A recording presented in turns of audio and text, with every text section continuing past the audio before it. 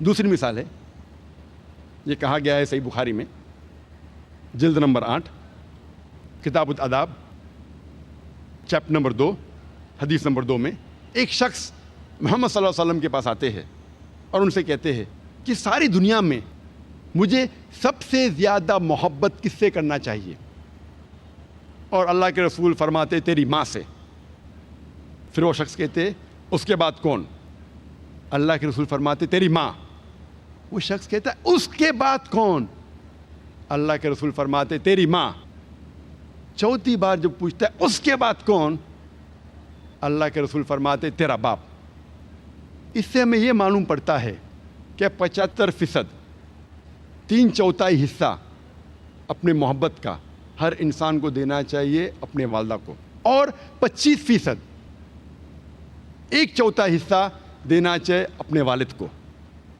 مختصر سا ہم یہ کہہ سکتے کہ والدہ کو ملتا ہے گولڈ میڈل، سونے کا تمغہ، والدہ کو ملتا ہے سلور میڈل، چاندی کا تمغہ، والدہ کو ملتا ہے برانز میڈل، تمغے کا تمغہ، اور والد کو اطمینان رکھنے کے لیے ملتا ہے صلح بخش انعام، کنسولیشن پرائز۔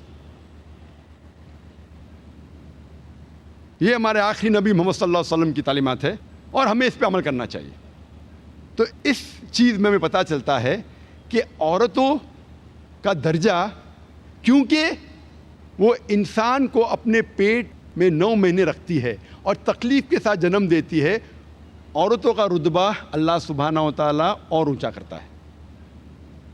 تو اس طریقے سے اللہ سبحانہ و تعالیٰ depending upon the biological make up, the physiological make up, the psychological make up, different roles, different ذمہ داری دی گئی ہے، لیکن پوری طور پہ اوور آل مرد اور عورت کا درجہ ایک ہے۔ اسلام میں ہم یہ نہیں مانتے کہ خدا اللہ سبحانہ و تعالیٰ صرف ایک ہی ٹائپ کے انسانوں کا مالک ہے یا خالق ہے۔ ہم یہ نہیں مانتے کہ اللہ سبحانہ و تعالیٰ صرف ایک گروہ یا ایک قسم کے انسانوں کا خالق ہے۔ ہم یہ مانتے ہیں کہ اللہ سبحانہ و تعالیٰ سارے انسانوں کا خالق ہے۔ اور اللہ تعالیٰ فرماتے سورہ فاتحہ میں سورہ نمبر 1 آیت نمبر 1 یا 2 میں الحمدللہ رب العالمین، ساری تعریف ہے اس اللہ کی جو سارے عالموں کا رب ہے، سارے عالموں کا، اس دنیا کا اور جتنی دنیا موجود ہے اس کا رب ہے۔ اور قرآن مجید نے فرمایا ہے سورہ ناس میں سورہ نمبر 114 آیت نمبر 1 میں قل اعوذ برب الناس، کہو کہ میں پناہ چاہتا ہوں سارے انسانوں کے رب میں۔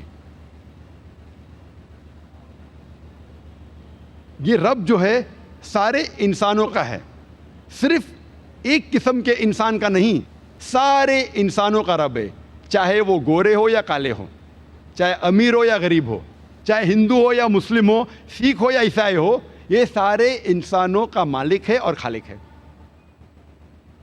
اسی لیے قرآن مجید میں کہیں جگہ آتا ہے یا ایھا الناس، یا ایھا الناس، یا ایھا الناس، اے انسانوں، اے انسانوں۔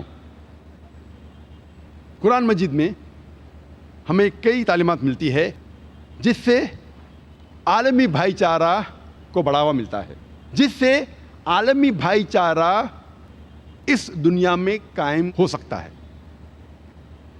اللہ سبحانہ وتعالیٰ فرماتے ہیں سورہ مائدہ میں سورہ نمبر 5 آیت نمبر 32 میں کوئی بھی انسان دوسرے انسان کا قتل نہیں کرنا چاہیے، صرف قتل کے بدلے قتل، یا کوئی انسان اس زمین پہ فساد پھیلا رہا ہے، ورنہ کوئی انسان دوسرے انسان کا جب قتل کرتا ہے وہ گویا کہ ساری انسانیت کا قتل کر رہا ہے، اور اگر کوئی بھی انسان دوسرے انسان کی جان بچاتا ہے گویا کہ ایسا ہے کہ سارے انسانوں کی جان بچا رہا ہے۔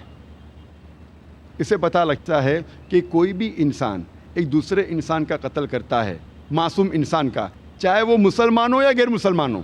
قرآن میں لکھا ہے اگر کوئی بھی انسان دوسرے معصوم انسان کا قتل کرتا ہے وہ ایسا ہے کہ ساری انسانیت کا قتل کر رہا ہے، اور اگر کوئی بھی انسان کی جان بچاتا ہے وہ ایسا ہے کہ ساری انسانیت کی جان بچا رہا ہے. اگر مرڈر یا قتل اس زمین سے نکل جائے گا, اگر کوئی بھی بے گناہ کا قتل نہیں کرے گا, تو انشاءاللہ یہ عالمی بھائی چارہ اس سے بڑھے گا.